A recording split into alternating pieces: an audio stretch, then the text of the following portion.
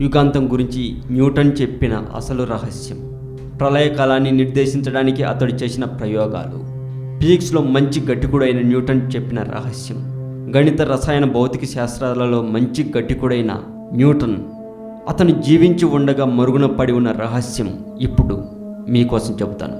ఐన్స్టీన్తో పోటీ పడగల శాస్త్రవేత్త ఎవరైనా ఉన్నారా అంటే అది కేవలం న్యూటన్ మాత్రమే. అయితే యుగాంతంపై పట్టు సాధించడం కోసం ఎన్నో నిద్రలేని రాత్రులు గడిపాడు. నిరంతరం అపర్నిశలు దాని గురించి రీసెర్చ్ చేయడం మొదలుపెట్టాడు. కానీ యుగాంతం గురించి తెలుసుకోవడం కోసం అతను ఎంచుకున్న మార్గం ఏంటో తెలుసా? పవిత్ర గ్రంథమైన బైబిల్. కానీ ఆ విషయం మాత్రం బయటికి ప్రపంచానికి తెలియనివ్వలేదు. న్యూటన్ ఎందుకో తెలుసా? మత పెద్దలకు గిట్టని ప్రయోగాలు చేసిన కోపర్నికస్, గెలీలియోలకి ఎలాంటి గతి పట్టిందో న్యూటన్కి బాగా తెలుసు. అందుకే అతను పవిత్ర గ్రంథంను యుగాంతం తెలుసుకోవటానికి ఉపయోగిస్తున్న సంగతి బయట ప్రపంచానికి తెలియనివ్వలేదు. అనవసరపు వివాదాల్లో ఇరుక్కోవడం ఇష్టం లేని న్యూటన్ ఆ విషయం బయటికి రానివ్వలేదు. కానీ అతనికి తెలిసిన ప్రతి విషయం ఆ డైరీలో పొందుపరిచాడు. అతని భయాలను కూడా నిస్సందేహంగా ఆ డైరీలో వ్రాశారు. ఆ డైరీలో యుగాంతం గురించి న్యూటన్ చెప్పిన తేదీ 2060.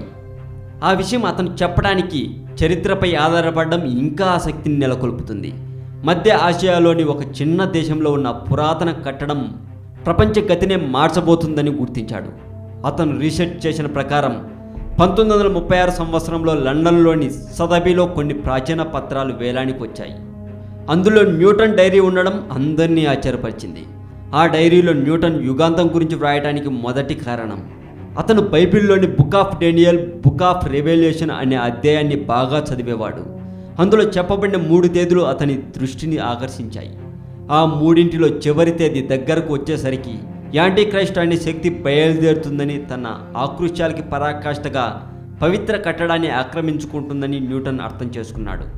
అప్పుడే దేవునికి సైతానికి మధ్య ప్రత్యక్ష యుద్ధం ప్రారంభమవుతుందని, అంతిమంగా యుగాంతంకు దారితీస్తుందని భావించాడు.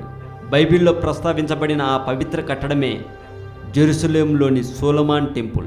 హీబ్రూ బైబిల్ ప్రకారం యూదుల రాజు అయిన సొలొమోన్ ఈ దేవాలయాన్ని నిర్మించాడు.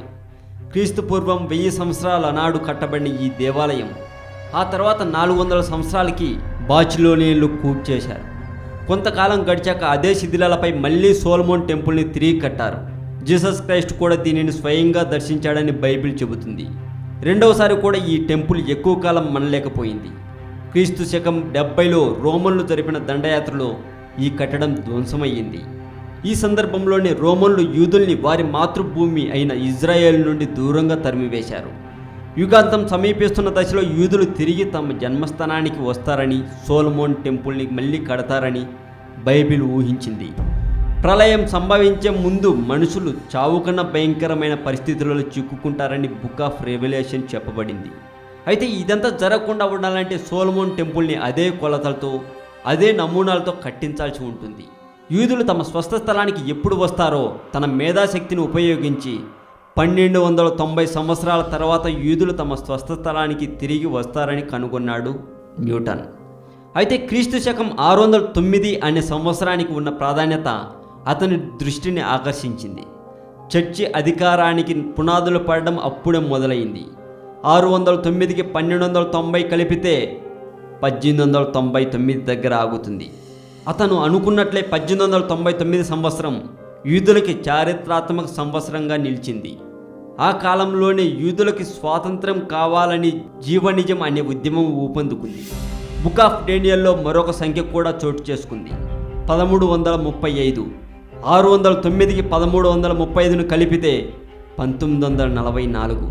1944 నాటికి రెండవ ప్రపంచ యుద్ధం చివరి దశకు చేరుకుంది. కానీ book of Daniel, book of revolution రెండూ ఒక విషయాన్ని పదే పదే చెబుతున్నాయి: time, times and half time. ఇక్కడ టైం అనే పదం సంవత్సరం అన్న పదానికి బదులు అయితే వాటి మొత్తం 1260కి సమానం. క్రీస్తు శకం 800 సంవత్సరం చర్చ్ షార్లమోన్కి పవిత్ర రోమన్ సామ్రాజ్యానికి అధిపతిగా పట్టాభిషేకం చేసింది. క్రైస్తవ మతానికి సంబంధించినంత వరకు అదొక చారిత్రాత్మక ఘట్టం. 800 నుండి 1260 సంవత్సరం గణించుకుంటూ పోతే అది 2060 దగ్గర ఆగుతుంది. ఇదే యుగాంతానికి ముహూర్తం. 2060 గురించి తప్ప న్యూటన్ మరొక విషయం గురించి మాత్రం ఆ డైరీలో రాయలేదు. ఇంత లోతుగా ప్రయోగం చేసిన న్యూటన్ బయటికి మాత్రం ఎందుకు చెప్పలేదు? బహుశా యుగాంతం గురించి ముందే చెప్పి ప్రజలను భయానికి లోను చేయడం ఇష్టం లేకనా? మరి ఇలాంటి మరింత సమాచారం తెలుసుకోవడం కోసం సబ్స్క్రైబ్ చేయండి తెలుగు మోజో. ఈ వీడియో మీకు నచ్చినట్లయితే లైక్ చేయండి, షేర్ చేయండి. ఈ వీడియో మీద మీ కామెంట్ కూడా పోస్ట్ చేయవచ్చు.